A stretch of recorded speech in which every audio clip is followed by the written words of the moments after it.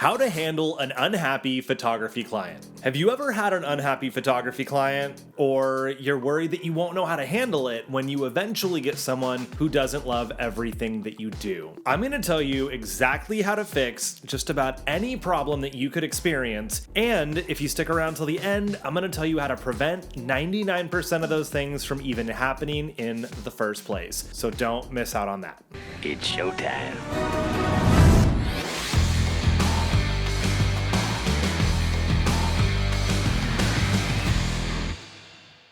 Hello, I'm Mike Lloyd. I run a multi-six-figure boudoir studio in Silicon Valley, California, and I love happy clients. I learned pretty early on how to manage unhappy clients because I made mistakes when I got started. I didn't know what I was doing, winging it, figuring out as I go, but I learned from those mistakes and I learned how to prevent those things from ever happening again. And I'm going to share that wisdom with you.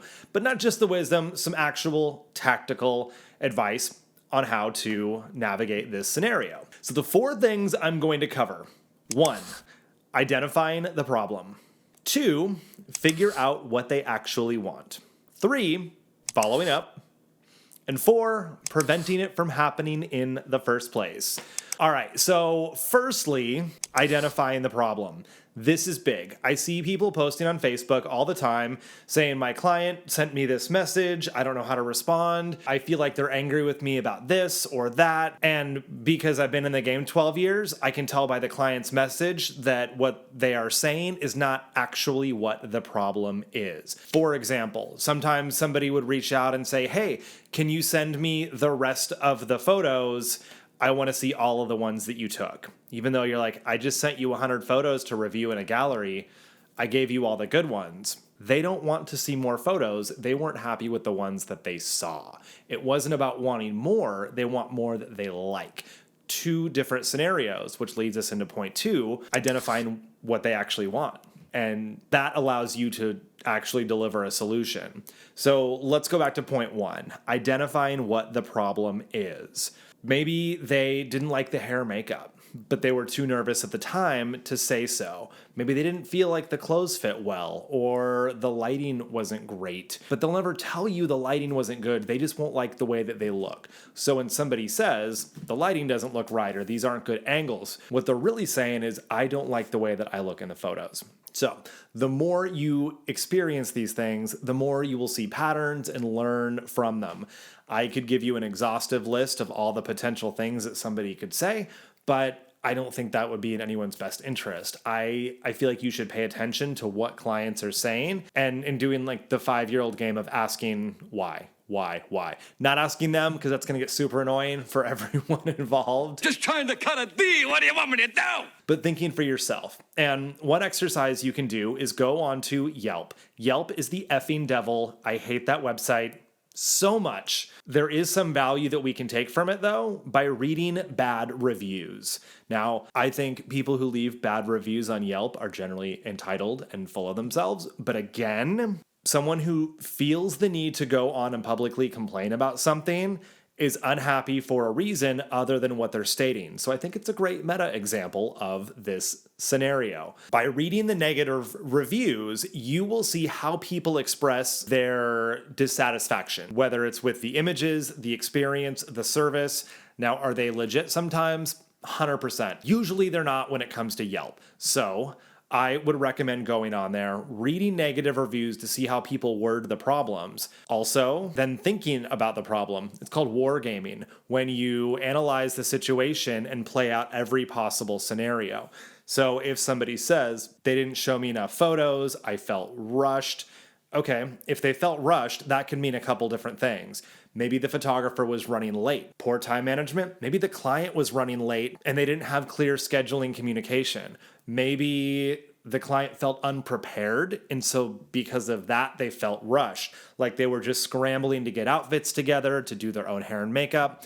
Whatever it may be, why were they feeling rushed? Hopefully there's enough information in the post for you to deduce that, but those are lessons to learn. So what is the actual problem? They weren't rushed, they were unprepared. So can you prepare a guide to help people prepare for their session? That's a lot of preparation. Or Maybe they weren't clear on scheduling. Maybe the photographer was late. Maybe they were late and they weren't aware that if they were late, their session would be cut short. That is something that you can communicate in the future, or let your clients know, hey, life happens, traffic jams, kids get sick, things happen. I'm not a monster. I'm willing to work with you as long as it doesn't cut into somebody else's schedule. And that leaves at your discretion to maybe add an extra 15 minutes to their session because you still want to give them a great experience. You can do these things without jeopardizing your own morals, your own boundaries, your own happiness. And all this leads up into point number 3, the follow-up. This is making sure that the solution you offered actually fixed the problem. So in the case of not feeling like they had enough photos, did you find out what they were actually looking for? What do they need the photos for? I've had clients, commercial clients, tell me in the past, we would like to get 200 images from this branding session. Okay, cool. Here's the price. And they're like, there's no way I'm going to pay that. And of course, this is before the session. I never surprise people with pricing. And they're like upset that I would charge them that much money. I'm like, well, 200 photos, that's a lot of images. That's a long shoot, many outfit changes, a tremendous amount of editing. Like, that's a lot of images. And they're like, well, we want 200. I'm like, can I ask what you're going to use 200 images for? And they're like, well, we're updating the website. I'm like, how many photos are on your website? And then they think about it and they're like, oh, there's like 16. One group photo, some individual shots, some shots of our building. I'm like, cool. So maybe we don't need 200. I'm like, I would love to shoot that, but it doesn't sound like that's actually what you need. And I don't want to charge you money for what you actually need. So the follow-up, offering other solutions, making sure that they are heard because they probably don't know how to express themselves. Another example, I had a headshot client several years ago, reached out and told me the image was washed out and oversaturated, which I don't know if that's even technically possible. Washed out means there's not enough color. Oversaturated means there's too much color. And I never touch the saturation because I think it looks awful when people oversaturate photos. So I did a couple other edits on the image and I'm like, I don't think there's anything wrong with these photos. If you're not happy with them, totally cool. I just won't give you the images because they all have like a big proof watermark on them. Like, I will just return your money. I wasn't able to deliver what you wanted. And the guy's like, no, let's figure this out. We can figure this out. So I get on the phone with him again, and then he explains it in a different way. Turns out he wanted me to warm up the photo. I don't know where the oversaturation came from. I think it was just a photography word he wanted to use and didn't know what he was saying, like that scene from The Princess Bride. So we figured it out. He just wanted me to warm up the photo because he thought it was too cool. We shot in the shade. It was daylight balanced, but he wanted it to look a little warmer. Once we got that figured out, totally fine. So the follow-up, I had offered a solution that wasn't actually the problem. We figured it out. And now we get into step 4. If this seems like it's a really simple process and I'm moving quickly, it's because it is simple, but not always easy. So again, client tells you they're unhappy about something and they tell you what they're unhappy about. The next stage is to figure out what are they actually unhappy about compared to what they said. Third, we're giving them a solution.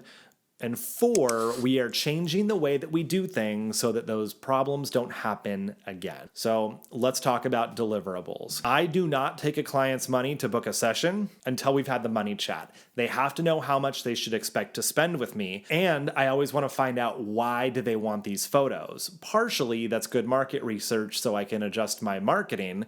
If a ton of people say they want photos for a certain thing, I'm going to run an ad campaign saying, hey, I take photos that are great for this one thing and book more clients, right? That's a win for me and for them. Also, when they say, hey, we're going to do our Instagram feed and we need new social media content, I'm like, cool, that's good to know. I got to shoot for squares because Instagram is square. I can plan the shoot better when I know more information. If they want them for the website, cool. Do you need banner photos like the hero shot? Now I got to shoot really wide so we can crop those. So again, this will allow me to take better photos so we don't get to the scenario where they go, hey, can you send us all of the photos? We'd love to just see everything, even if they didn't really turn out. Because I can just deliver the ones that they want because I know what they want. Then when it comes to scheduling, I can let everybody know, hey, You have X number of days leading up to your shoot to change the schedule, whether that's a new day, a new time. Otherwise, you'll have to rebook a session. Your session fee is a non-refundable retainer. Also, good verbiage, retainer versus deposit, because deposit they can take back, a retainer they cannot. Check with your lawyer about all that, put it in your contract. And again, these are things that I wanted to make sure would never happen again once I had these issues in the first place. Nowadays, I have so few speed bumps in any of my sessions because of the systems I've created. And it's not an overwhelming amount of work to put these things together. It might seem like it when you're just getting started, but as you notice that things are more difficult than you'd like them to be, you can figure out why and then how to prevent those from happening. If clients show up with bad hair and makeup, cool, up your session fee $100, have a hairstylist and makeup artist come in and include that as a value add on your sessions. So having an all-inclusive photo shoot is way cooler for your clients. Also, when their hair and makeup looks better, they buy more photos, they're happier with the photos, you make more money, they love the experience, everyone wins. Little things like that. And the last part of that is to systematize everything. If you're ever gonna send out an email or a message or do anything more than twice, templatize it. So I have pre-written responses that don't sound like corporate canned robot speak.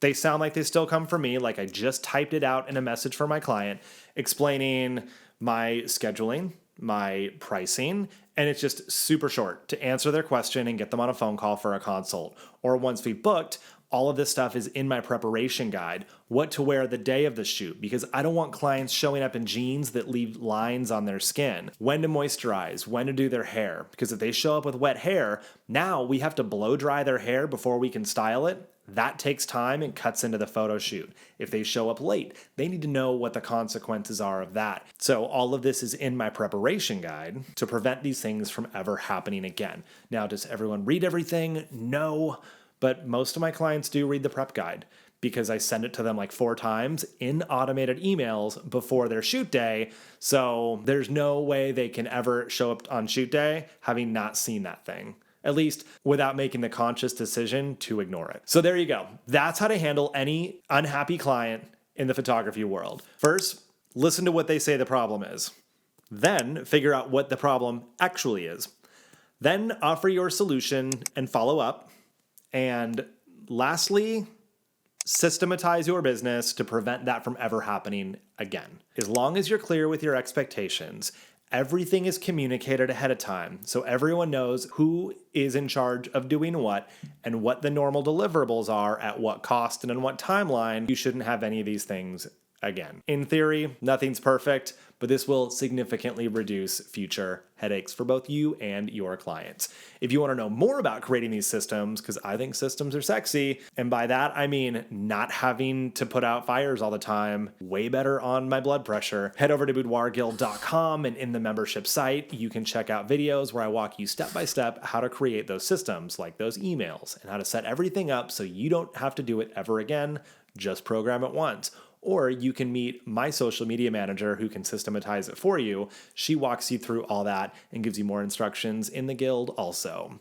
And if you want to know more about how to scale your business, I've got another video on this channel about scaling your business to your first 6 figures, because that is like the benchmark of a successful photography business. Once you can hit 6 figures, you can grow to wherever you want it to be. Got another video I will link down below. I think you'll love that one too. You are amazing.